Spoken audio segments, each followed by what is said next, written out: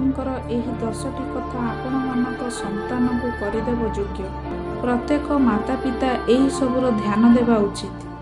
ଚାଣକ୍ୟ ନୀତି ଅନୁସାରେ ପ୍ରତ୍ୟେକ ମାତାପିତା ନିଜର ସନ୍ତାନକୁ ଯୋଗ୍ୟ କରିବାକୁ ଚାହାନ୍ତି, କିନ୍ତୁ ଏଥିରେ ସଫଳତା ସେହିମାନଙ୍କୁ ମିଳିଥାଏ ଯିଏ ଏହି ସବୁ କଥାକୁ ଧ୍ୟାନ ରଖିଥାଏ। ସନ୍ତାନକୁ ଯୋଗ୍ୟ କରିବା ପାଇଁ ଉତ୍ତମ ରୂପରେ ଗଢ଼ି ତୋଳିବା ପାଇଁ ଆଚାର୍ଯ୍ୟ ଚାଣକ୍ୟ ନିଜର ଚାଣକ୍ୟ ନୀତିରେ କିଛି ଜରୁରୀ କଥା କହିଛନ୍ତି। ଚାଣକ୍ୟ ନୀତି ଅନୁସାରେ ପ୍ରତ୍ୟେକ ମାତାପିତାଙ୍କର ସ୍ୱପ୍ନ ଥାଏ କି ତାଙ୍କର ସନ୍ତାନ କିପରି ଯୋଗ୍ୟ ହେଉ, ନିଜର ବଂଶ ବା କୁଳର ନାମ ରଖୁ, ଖ୍ୟାତି ଅର୍ଜନ କରୁ। ସେଥିପାଇଁ ଚାଣକ୍ୟ ଏହି 10ଟି ଜରୁରୀ କଥା କହିଛନ୍ତି। ପ୍ରଥମଟି ହେଲା ଉତ୍ତମ ଗୁଣ ବିକଶିତ କରିବା, ଅର୍ଥାତ୍ ମାତାପିତା ନିଜର ସନ୍ତାନମାନଙ୍କଠାରେ ଉତ୍ତମ ଗୁଣ ବା ଭଲ ଗୁଣ ବିକାଶ କରିବା ଦରକାର, ଯାହା ଫଳରେ କି ପିଲାଟି ଭବିଷ୍ୟତରେ ବଡ଼ ହୋଇ ସମସ୍ତଙ୍କ ପ୍ରତି ଉତ୍ତମ ଆଚରଣ କରିବ। ଦ୍ୱିତୀୟଟି ହେଲା ମିଥ୍ୟାବାଦୀ ହେବାର ଅଭ୍ୟାସ ଠାରୁ ଦୂରେଇ ରଖିବା, ସର୍ବଦା ସତ୍ୟ କହିବାକୁ ତାକୁ ପ୍ରେରିତ କରିବା। ତୃତୀୟଟି ହେଉଛି ଅନୁଶାସନ। ଅନୁଶାସନ ଦ୍ୱାରା ହିଁ ଜୀବନ ଜୀଇବାର କଳା ଆସିଥାଏ।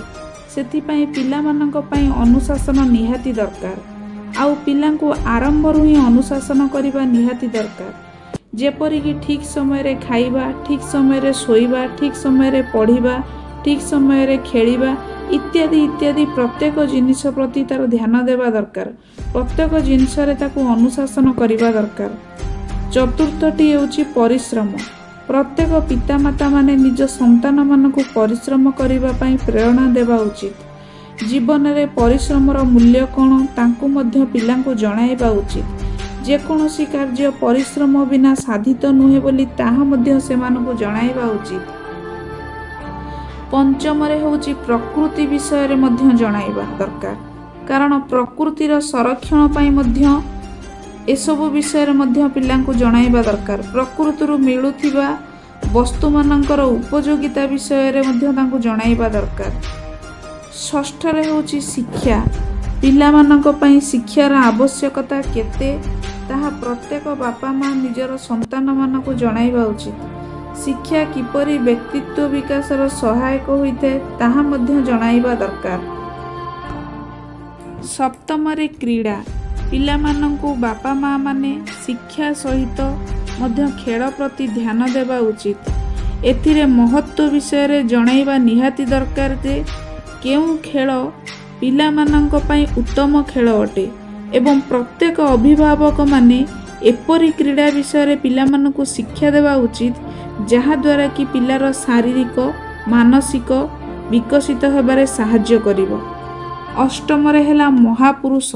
ପିଲାମାନଙ୍କୁ ଆଦର୍ଶ ବନେଇବାକୁ ଚାହୁଁଥିଲେ ମହାପୁରୁଷଙ୍କ ବିଷୟରେ ବା ମହାପୁରୁଷମାନଙ୍କ ପରି ହେବା ପାଇଁ ପ୍ରେରିତ କରନ୍ତୁ। ସେମାନଙ୍କର ଗୁଣ, ମହାପୁରୁଷମାନେ ଯେଉଁ ଉତ୍ତମ ପଥ ପ୍ରଦର୍ଶନ କରନ୍ତି ସେହି ବିଷୟରେ ପିଲାଙ୍କୁ ଶିକ୍ଷା ଦିଅନ୍ତୁ। ନବମରେ ହେଲା ଧର୍ମ। ଧର୍ମ ଓ ବିଶ୍ୱାସ ପ୍ରତି ସଚେତନ କରିବା। ପିଲାମାନଙ୍କୁ ପ୍ରତ୍ୟେକ ବାପା ମା ମାନେ ଧର୍ମକର୍ମ ବିଷୟରେ ମଧ୍ୟ ବୁଝାଇବା ଦରକାର, ଯାହାଫଳରେ କି ପିଲାଟି ବଡ଼ ହେଲା ପରେ ଭଲ କ'ଣ ମନ୍ଦ କ'ଣ ତାହା ମଧ୍ୟ ଜାଣିପାରିବ, ଉଚିତ ଅନୁଚିତର ବିଚାର କରିପାରିବ। ଶେଷରେ ବା ଦଶମରେ ହେଉଛି ଆଜ୍ଞାକାରୀ କରିବା, ଅର୍ଥାତ୍ ପିଲାମାନଙ୍କୁ ଆଗରେ ପିତାମାତାମାନେ ସଦାସର୍ବଦା ଆଚରଣ ପ୍ରଦର୍ଶନ କରିବା ଦରକାର, ଯେଉଁ ଆଚରଣ କି ଉଚ୍ଚ ଆଚରଣ ହୋଇଥିବା ଦରକାର। ତେବେ ଯାଇ ପିଲା ଆଜ୍ଞାକାରୀ ବା ଆଦର୍ଶବାଦୀ ହୋଇପାରିବ। ଏହା ଛଡ଼ା ସର୍ବଦା ନିଜର ପିଲାମାନଙ୍କୁ ଭୁଲ ଧାରଣା, ଭୁଲ ପ୍ରତିଶ୍ରୁତି, ମିଥ୍ୟାବାଦୀ, ବ୍ୟବହାରହୀନ, ସଂଯମହୀନ ଏହିପରି ଅନେକ ପ୍ରକାରର ମନ୍ଦ ଅଭ୍ୟାସ ଥିବା ଲୋକମାନଙ୍କ ଠାରୁ ଦୂରେଇ ରଖିବା।